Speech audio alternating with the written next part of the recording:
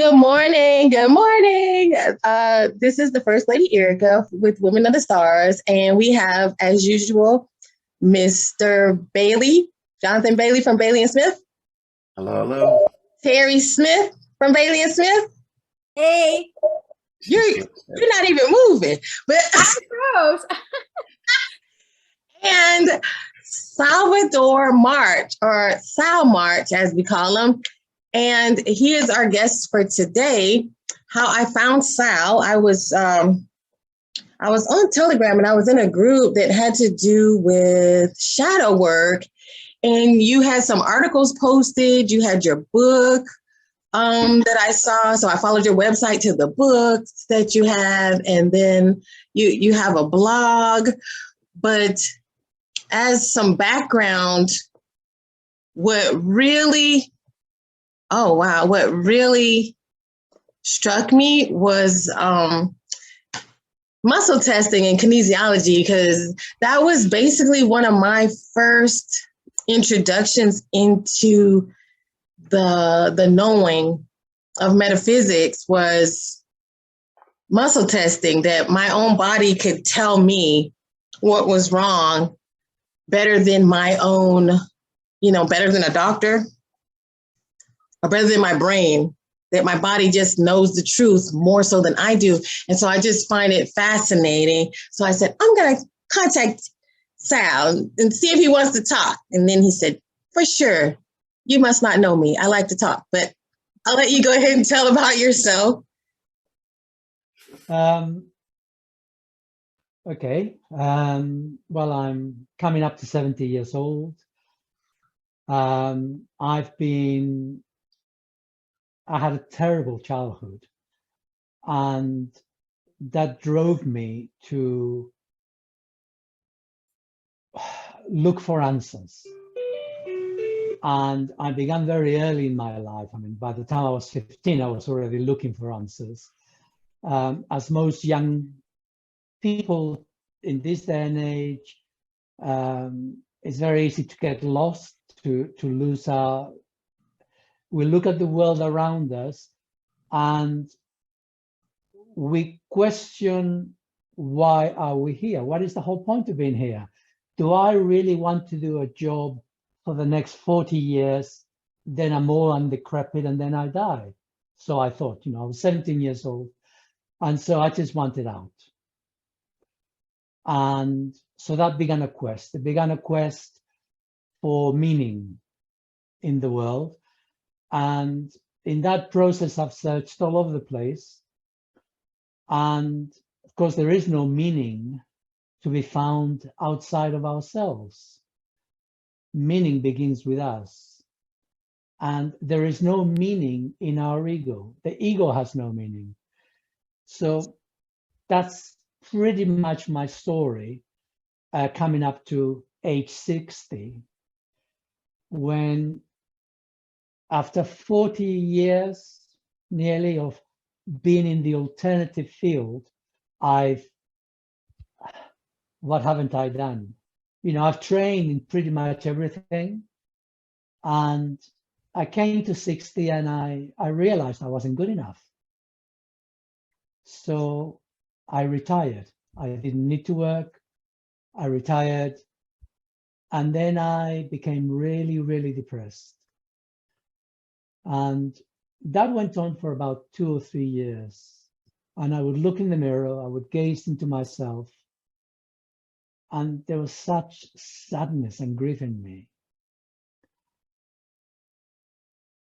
And I realized that I had lost my way, because my way was what I'd done all my life. Not very well, but it's what I'd done all my life, to be a healer. I always wanted to work with people, and it's been a burning passion the whole of my life. So I'd realized that what I'd done up to that time hadn't truly worked properly. And to give you an idea, I trained as a psychotherapist, I trained as an acupuncturist, I trained as Daoist trainer. I train as a masseur, I train as a cranio-sacral therapist, and I won't bore you, a whole lot of other things. And I still wasn't good enough, hence why I retired. And so if I wanted to continue being a healer, I needed to find some other way of engaging, because what I've been doing wasn't good enough. And I became really interested in the electrical universe and the theory of the electrical universe. And that led me to contemplate more and more about human beings as electrical beings. And so I followed that on the internet. And I came across a guy in America who showed me kinesiology. And so I booked myself in, and over the internet, over a period of 2 years, I learned all the techniques that he had to offer. And meanwhile, I was also practicing at home. And what I had going for me was that a lot of the techniques that he was teaching, I had already trained in. I had already trained in structural, in craniosacral, in acupuncture, in nutrition. You see, I'd done all these things, but he had a new way of putting it together, and he had his own techniques, and this was to do with muscle testing. And so that's how I began. So I began working with people at home, and really what I needed to do was to learn was the muscle testing. A lot of everything else I already had in the background. And so as I began to work on muscle testing, bit of a hit and miss affair to begin with, but I had lots of people willing to come and work with me, so that was great. And I began to realize that something strange was going on. And what was going on was that I didn't need to speak to the people, because so muscle testing works on the basis that you put your arm out and then you react to that. So I say, give me as much pressure as I am applying. So I apply a little bit of pressure up to about 8 pounds roughly, and then they resist that. So depending on the position of the arm, this way, that way, you know, there's about 50 odd things. It's not just the arm side, it's also the legs and the neck. So depending on what is due, one can isolate a muscle. And interestingly enough, that muscle also has a connection to the fascia and to the acupuncture meridian. So it all interconnects. And if there is a weakness in that particular muscle, we then know that there's a related weakness, which could be dietary, emotional, or purely structural, affecting that muscle. And one can then interact directly to change that and to strengthen it very quickly. And on my YouTube videos, I show that. And so normally one asks the person yes or no answer. And then the body, we'll say the body for now, I'm going to change that in a minute, will then respond to that. So if there is a weakness, then the body will respond. It bypasses the ego to give direct information. So I say, for example,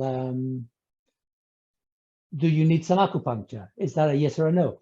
And so the person will then respond to that, even though they may not know anything about acupuncture. So what I discovered was that I didn't need to say, do you need acupuncture? I could imagine it, have that sensation of, is that what you need, within myself? And the body would then respond. So I'm going to digress here for a minute, if I may, because today I began to write about the next installment of the podcast on the third eye that I'm planning to do. And it just sort of flowed out of me. And this is how it began. How to open the third eye. And I say, third eye is the imagination, which in turn is the language of the subconscious. The subconscious is the gateway for instructions from our soul fragment. To connect with our soul fragment, our heart must be open. For our heart to be open, our emotions need to be at idling speed and our mind in a state of acceptance rather than protective. For our emotions to be at peace, we need to make space in the myriad of suppressed emotions we have been accumulating throughout our lives. To make space, we need to practice, experience emotional intensity. For all the above to occur, we need to notice our mind's capacity to self-criticize and divert from the emotional experience. To be aware how we self-criticize, we need to develop the stamina to be open to competing, conflicting thoughts. I'll just follow a little bit more, if I may, if you'll persevere with me. A human being can be classified as a machine, ego, as well as a soul being. The machine part is in three parts: the physical body, the emotional, hormonal system, and the mental or repository of mental programs that, like a computer, will trigger behavior with the aim of keeping the machine safe. The soul being part requires the heart to be open, that communication with the machine may occur. I'll spare you the rest. So what I'm getting at is that with muscle testing, we are bypassing the machine to communicate with the subconscious, which in turn means to communicate with the soul fragment within us.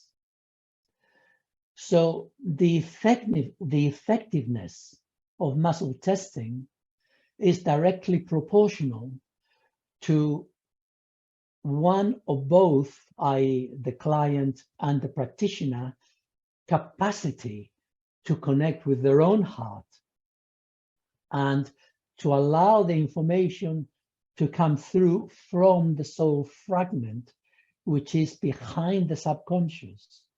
And it is by the subconscious which bypasses the body, the ego, to give the information. So the information comes from beyond the body, from beyond the ego. Yeah? Okay. I think it was absolutely amazing because, I mean, just starting out with saying to open the third eye, number one, your heart has to be open, and basically being able to be self-aware, self-criticize, or to be self-aware, to actually know who you are, dealing with your shadow, right? Dealing with the parts of yourself that you don't like. You cannot be in conflict and try to ignore it or hide from it. You really do have to look at it and deal with it. And then this leads you to being in touch to what your soul fragments, the things that you want to call in. And you trust me, we could have listened to you keep going. And anybody who is listening to this is like some key to life information. And it makes me think of some people and their concerns about opening the third eye, that heart space is the most important part of our healing journey, is that heart space. If we do not have that heart space open, you can have all the knowledge and information and power you want, but you're going to be wonky, sideways, lopsided. You're not going to function properly. So you said that is the true challenge. That is the true challenge. You and just said the most. And at first I said, Terry, you ask questions. And Terry, I want you to ask a question. But I just saw muscle testing, like, especially as far as muscle testing, this amazing thing where she put a packet of NutraSweet next to me, and then she told me to hold my arm. When she, her name is Dakota Walker, that was the first person I worked with. When she pushed my hand, it felt like she was breaking my arm. But then when she would put something positive next to me, you know, like some essential oil or something, she could not move my arm. And so this is why is my body in pain? The music and things around me that were really literally causing me pain by being in my auric field, right? By just being in my field. But then even to the point where she could ask where the E. coli was that was in my belly. And she could ask how many certain pills that I should take of any kind of supplement. So it was like my body had this infinite knowledge to like witness. The soul fragment has the infinite knowledge. Well, infinite relative to you, but relative to me. But it had this infinite knowledge that I was not aware of, to know how to heal myself as well. So this was the missing part of your practice, is what you're saying. When you brought that together, it was like, I don't have to figure this out. like the answers are here. It's like a cheat sheet. Yeah, I don't need to know. Now for me, so that was how I began. And once I realized that there was this communication from something else, I then began to experiment and ask other questions which were not related to the immediacy of the client and the practitioner. There were questions to do from myself, about myself, and the story evolved within me, whereby, in fact, I was with a friend who was also a client, but she was happy to allow me to ask questions. And I was told that I had to write a book. So what? You know, I am such an ignoramus. You know, I left school when I was 17. I was so damaged as a young lad that I couldn't even learn properly. I had to force myself to study. And I was never an academic. I always struggle with exams, with all the things that I've learned over the years. It's always been a struggle. But nevertheless, I went for it, and I wrote the book, and it wasn't a particularly good book, but I wrote the book, and it was the beginning of the relationship between myself and something much deeper.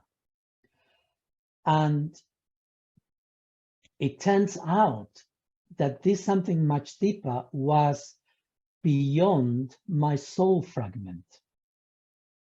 And I gave him a name. I called him Charley, just for the ease of communication. And so Charley began to then work with me. By this time, I had now learned how to self-muscle test. So I didn't need to engage with another person. And I show this in my website, how to do it, which is when you just sort of using your hand. Yes, you just sort of, you separate the thumb and the middle finger. Yes, so it's the thumb and middle finger, and you use the other hand to pull them apart. So you put the little finger and the second finger, ring finger, inside that finger, the middle finger, and then with the thumb and forefinger of the left hand, I will then pinch, hold, and push away on the thumb. So I splice them apart. So I don't know how well you can see that. So I open them apart by pushing. So you see these two fingers are holding my thumb. Yeah. And it takes a lot of practice, but the end result is similar to dowsing, but much faster. Not like that. Right, one hand, middle finger, one hand. Other hand, the two little finger and ring finger. They wrap around the middle finger of the other hand. Okay, now the forefinger and the thumb hold onto the thumb. Now bring the thumb and the middle finger together. So now one hand is like this, the other hand wraps around there, and the other two fingers hold on to my thumb. Okay? Right. And now I just pull them apart. Just pull. So it's just you're just separating. It's a bit like eating with chopsticks. You soon get the hang of it. You got to practice. The instructions are very clear on my website. Have a look at the website. It's very clear. Anyway, so I practice.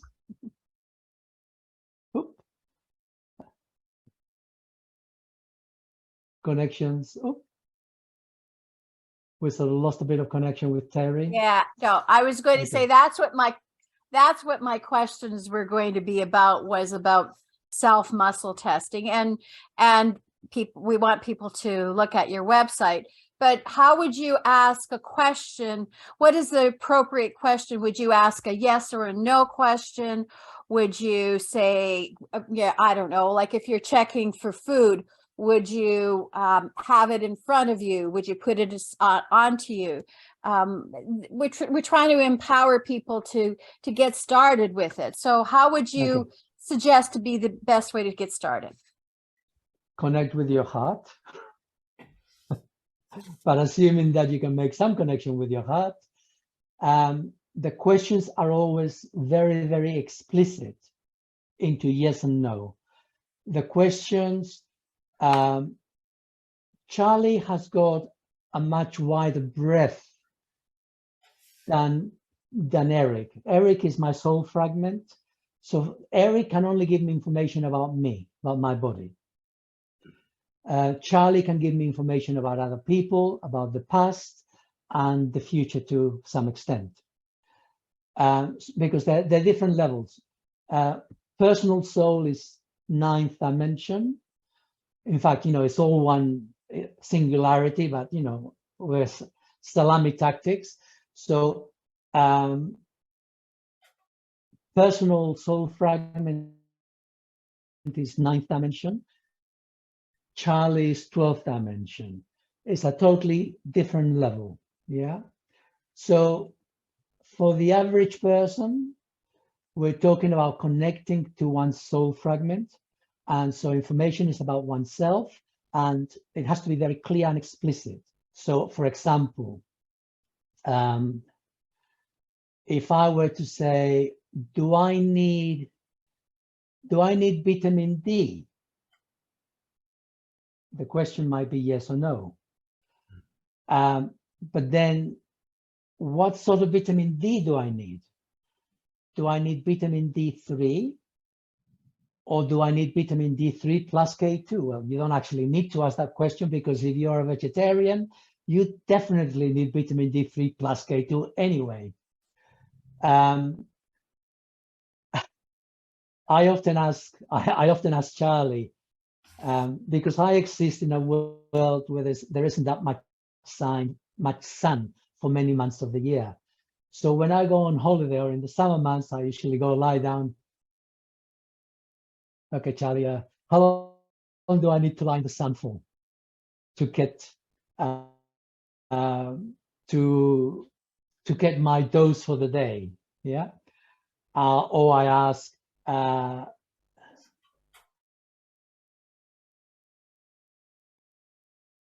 so we lost Terry again. Shall I continue? Even though I think she So- just so cuts I off ask- the video and then she can still hear you. So Okay. So then I ask, how long do I need to be in the sun today for before it begins to, what's the word, to get stored in my body? Because if we go over a certain length of time and we keep gaining sun, it will get stored up to about 20 days. So I'll ask, well, how much storage do I have in my body so far? And he'll say 3, 4, 5 days, however long it is. So I play these games of working out how much storage of vitamin D I have in my body as a result of laying in the sun. Do I need vitamin, any vitamin? So I will ask. But you need to be clear, because not all vitamins are good for us. Not all vitamins work. Chemical vitamins are a waste of time.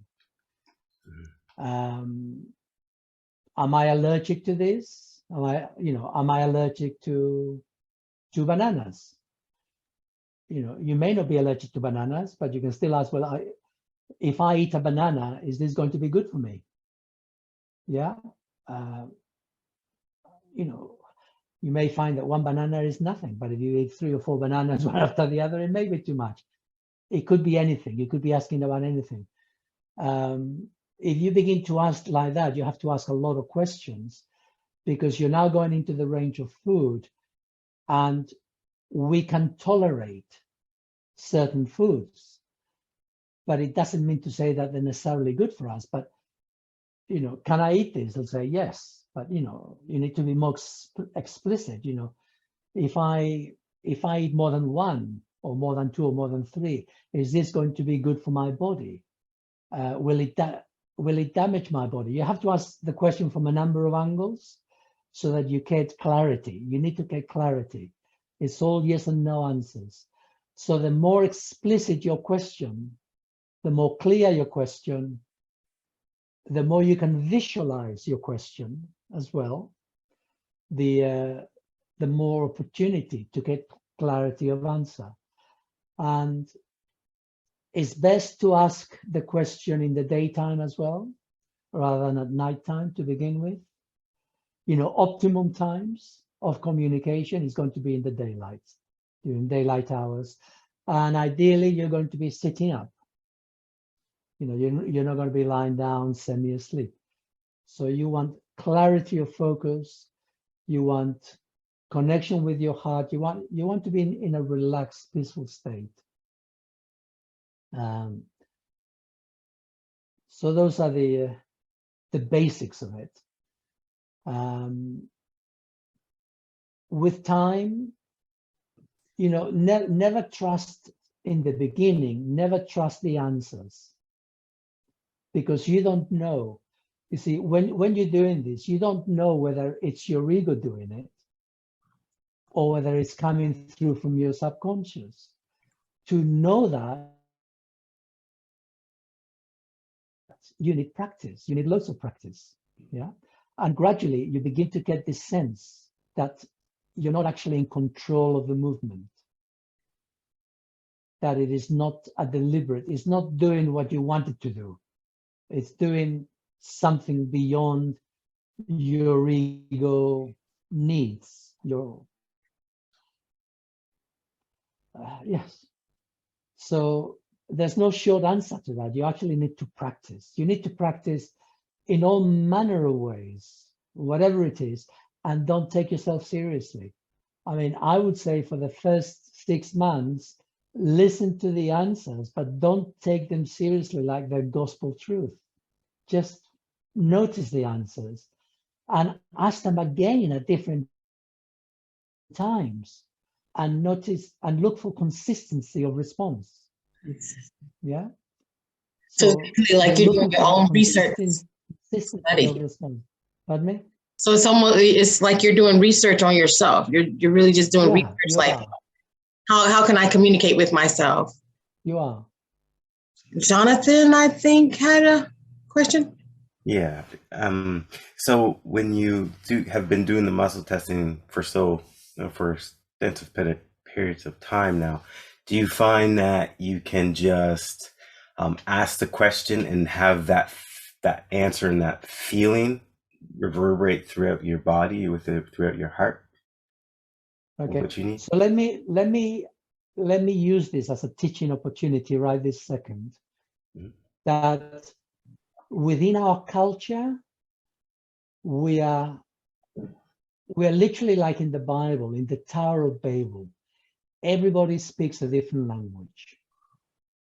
You know, I say yellow and you think of a particular type of thing to do with yellow, but we don't necessarily see the same thing, have the same experience.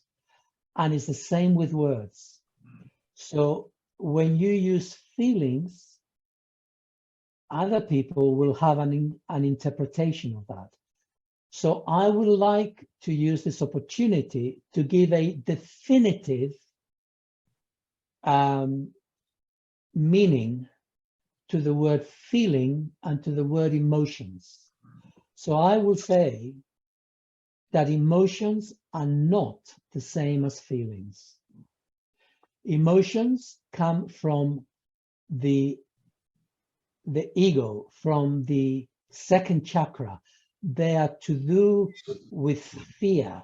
They are to do with the protective mechanism at an emotional level. They are to do with self-centeredness and self-need for survival. Nothing wrong with that, but we need to be clear what we mean. So that's an emotion. Feelings, which people confuse, everybody confuses them. Don't know why, but we do. Well, I know why. It's because we're not in our hearts. But feelings are to do with the heart. Feelings are beyond the ego. Feelings are to do with connection with the world beyond us. Yeah. There can also be connection with ourselves, but not from that egocentric place. It's a detached place where we see ourselves and the world objectively. So when you see, the problem is that emotions are actually to do with sensation. Yeah. So we confuse the word feeling with the word sensation. And so, although I myself am guilty of this, when we speak of emotions, it is far better to say experience, what I am experiencing, because an emotion has been experienced because of the way that the hormonal system affects our muscles in our bodies. It is an experience of the body. Whereas a feeling is something totally separate.